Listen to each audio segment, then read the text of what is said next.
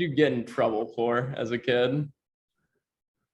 I used to get in trouble for talking back a lot. Like the through line of my childhood was, why do you always have to have the last word? That's what I hear a lot. And I famously, it's like, well, somebody has to have it. Why not me? I don't know why. That was my biggest thing is I used to talk back a lot. But yeah, I just talk back a lot. But you know what's funny, man? Like all the teachers that I used to talk shit to and with, whenever I go home, they come to the shows. I remember as a younger dude, before I started comedy, I used to watch Def Jam as a teenager. I used to stay the night at my aunt's house on Sunday nights because they had HBO. I was probably about 15 or 16. My cousin was 27, 28 years old. And like Def Jam was like the shit. So I would go over there every weekend. We would stay up late, watch it. And I would get up earlier in the morning just so I could literally run home, take a shower, and then go to school. But I had to watch Def Jam. And the person that stood out to me years later on that show was this dude named Vince Morris.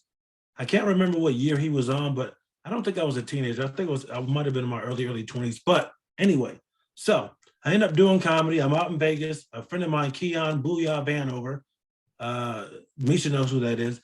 He goes, hey man, I work security at Harris. A good friend of mine, Vince, is coming to this weekend and come hang out with us. I go, okay, cool. And I'm maybe 2 or 3 months into comedy.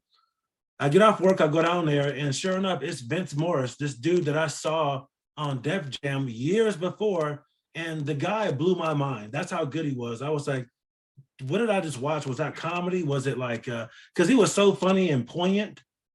I had never seen a black comic do what he did on stage before, and it blew my mind. It just burned something into my brain.